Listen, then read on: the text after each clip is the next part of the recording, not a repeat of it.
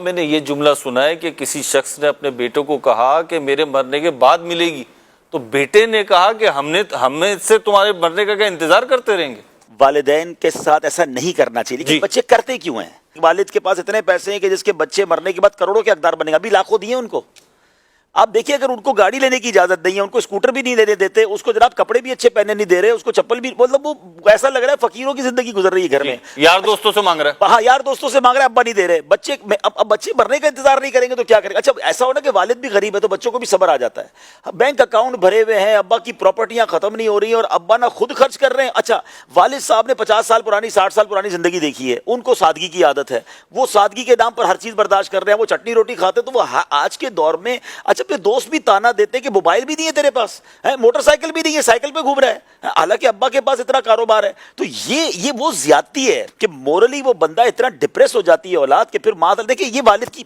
آپ اولاد پہ خرچ کریں نا، سب سے بہترین صدقہ کہا گیا۔ مجھے بتائے جو والد اپنی اولاد پہ خرچ کرے گا وہ اولاد کب چاہے گی کہ والدین مرنے کا میں انتظار کروں، ان کی وراثت ملے؟ آپ کو اگر مرنے کے بعد بھی تو انہی کو دینا ہے نا، جی جانا ہی آپ نہیں بھی دو گے، اچھا آپ ناراض کر کے بعد میں بھی ان کو ملنا ہے، جی زندگی میں خوش کر کے نیکیاں کمائیں نا، اپنے بچوں پہ خرچ کریں، انہیں مکے مدینے لے جائیں، حج کروائیں، عمرے کروائیں، اگر اللہ نے دیا ہے۔ خرچ کرنا نہیں ہے اور کہ اولاد ایسی باتیں کر رہی ہے، تو یہ دونوں پہلو بڑے غور طلب ہیں کہ بعض اوقات اولاد، یہ میرے حساب سے جو غلط اولاد ہوتی ہے نا، جس کی عادتیں خراب ہوتی ہیں، اب جس کے نشہ کرنا ہے، جوئے کھیلنے، اس کو کروڑ لاکھوں روپے چاہیے، وہ ایک رات میں اڑا دیتا ہے، اس کو والد روک کے رکھتا ہے اور وہ والد سے لڑ رہا ہے تو اولاد غلط ہے۔ لیکن اگر والد اولاد پہ خرچ ہی نہیں کر رہا، ہم نے دیکھے ہیں مہروز بھائی، یعنی حیران ہو جاتے ہیں بچوں کے حالات دیکھ کر، اور باپ ہے کہ خرچ ہی نہیں کر رہے، اکاؤنٹ میں کروڑوں روپے ہیں اور اولاد کو جو ہے وہ پیٹرول کے کہتے ہیں ہم نے بنیان پہن کے کاروبار کیا تھا، ہم جناب 50 پہ سفر کرتے تھے، تم کو کس بات کی گاڑی چاہیے، بس گھر کے نیچے سے تو بس جاتی ہے۔ ارے ابا جی بھائی ابھی زمان اگر آپ کے پاس نہیں ہوتا تو ہم صبر کرتے نا، تو یہ بھی تو نہیں ہونا چاہیے۔ والد صاحب ہمیشہ اپنی پرانی باتیں کرتے رہیں گے، بیٹا ہمارے زمانے میں یہ ہوتا تھا،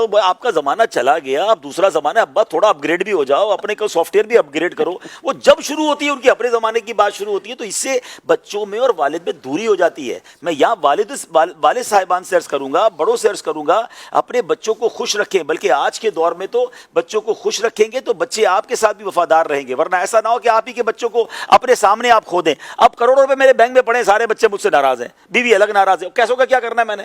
بھئی انہی کے لیے تو کمایا تھا نا، تو خرچ بھی تو کریں ان پر۔ بعض والدین تو زیادتی کی یہ انتہا ہے کہ اس کی شادی ہو گئی ہے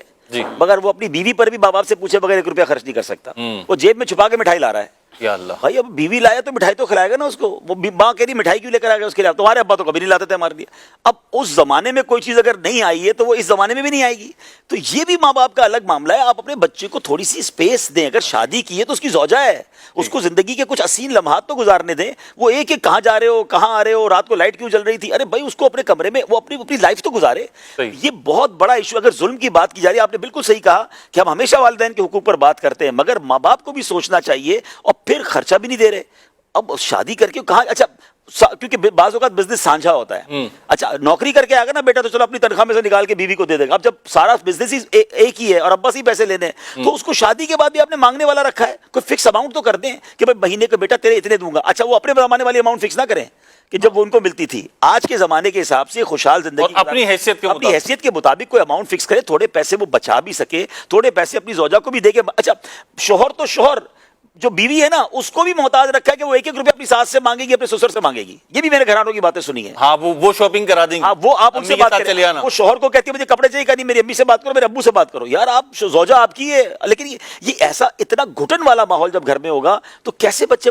اچھے ماحول کے ساتھ رہیں گے اور پیار بڑھے گا؟ کہ بے شک ہم والدین سے بات تو کر رہے ہیں کہ وہ اچھا سلوک کریں، پیار دیں، اسپیس دیں، لیکن اولاد کے لیے عرض یہی ہے اور شریعت بھی یہی کہتی ہے کہ اگرچہ والدین ظلم کریں، ہم نے ان کے ساتھ اس نے سلوکی کرنا ہے، ہم نے ان کا ادب بھی کرنا ہے۔ کوئی یہ نہ سمجھے کہ جناب آج یہ باتیں ہوئی ہیں تو ہم لڑائی شروع کر دیں، آستینیں چڑھا لیں۔ ماں باپ کا ہم نے ہر حال میں ادب کرنا ہے۔